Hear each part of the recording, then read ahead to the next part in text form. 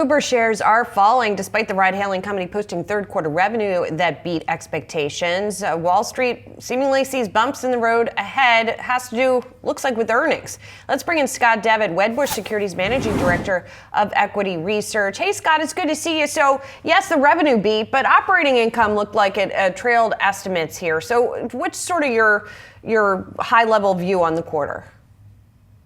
Good morning, Julie. I think the quarter was, outstanding. And, if I think the bigger issue here is unrelated to like the income statement and the quarter and more related to this kind of potential seismic change that's happening in this ride sharing industry with the, introduction of autonomous vehicles and how that affects Uber's business over time. So if you were to take out this kind of technology risk that exists and look at the business, I would say that the stock is a clear buy. When you incorporate that in, there's just a lot of uncertainty of how this is going to play out. If you listen to Uber and Lyft talk about this, they claim that autonomous is going to be fragmented just like human drivers, and that their place will not change because that distribution is needed.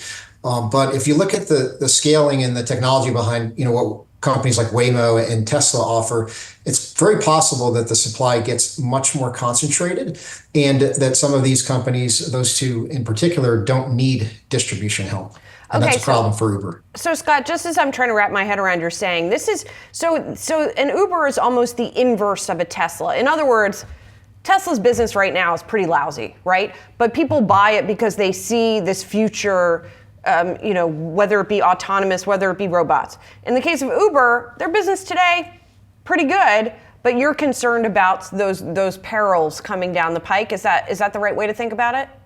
100%. And so you look at the cash flow multiple of Uber, and it looks quite different than Tesla, right? And you look at the stock performance of the two, and Tesla at the moment anyway is doing better. And so I think it's just an investor perception of the potential that Tesla has, both in autonomous vehicles and robotics, and the risk that's present with Uber. Now, should Uber prove to be correct in terms of their own assertions of the way autonomous plays out, then the stock will be, we have proven to be a buy here. But there's just a lot of uncertainty in that regard.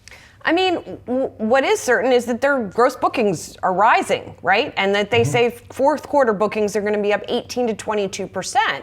So is there an argument to be made for buying it on those solid fundamentals today? Sure. I think the challenge is that BlackBerry was doing well before the iPhone came along. Specialty retail did well before Amazon came along. The media industry did well before Netflix came along. And these things kind of grow very slowly in society. Nobody almost knows that they exist. And then before you know it, the entire world's changed. And I think the potential with autonomous vehicles is that it changes everything in transportation. That may not prove to be true in terms of that it's concentrated to just a few technology companies, in terms of that the technology itself, the autonomous driving technology, proves to be the moat. The autonomous aspect could become commoditized, which could lead a number of players to participate even as we shift from humans to autonomous driving. And in that case, the middleman retains its value. And that's why, I think that you have the volatility in the stock that you have, and kind of a wait and see approach over the next probably 6 to 18 months as autonomous becomes a bigger factor in overall transportation. So dig into that sort of middleman model a little bit more. What would the best case scenario be then for Uber? So if you're a middleman in the case of Uber, Booking, eBay, you want fragmentation of supply. And fragmentation of supply gives power to the middleman. Concentration of supply, say the airline industry, pays less for distribution. So the online travel agencies make significantly less from selling an airline ticket than they do a hotel room, because there's a lot more concentration of supply. So if you carry that or parallel that to, this case, you have a lot of very small vendors on one side of this Uber marketplace. And if that changes, so the power of the marketplace shifts to the suppliers, and in some cases, like in the case of Tesla, it doesn't need distribution help, then you start to have take rate risk. And then you also have the possibility and likelihood that volume actually gets siphoned off the marketplace over time if Tesla does prove to be successful. Well, I guess that's the other big if, right, Scott? Because this assumes then that the supply will be consolidated in the hands of one effectively, or I guess Waymo would be the other one, and Waymo has a lot more vehicles driving around by themselves on the road right now than Tesla does. And Waymo doesn't have its own platform, right?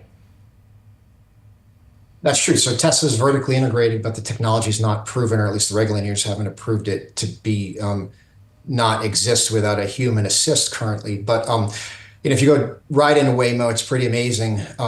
This past weekend in a Tesla, I did a 12-hour round trip, never touched the steering wheel. So the technology is powerful. I think the technology, in fact, in the case of Tesla, is already there or very close to being there, but the regulators are behind. And so as the regulators catch up, like say in the case of Austin, if they allow that human in the passenger seat to be removed, then all of a sudden Tesla's robotaxi business in Austin can scale on an S or J curve, however you think of the world, very quickly. And that is imminent. In fact, Elon said by the end of the year, Elon tends to maybe exaggerate a little bit in terms of timing, but even if it's in the next 6 to 9 months, that's significant. He does? I never noticed that, Scott. No, I'm just kidding. Yeah. It should be really interesting to follow, and this is a really interesting perspective on the Uber story. Thank you so much. Appreciate it. Thank you, Julie.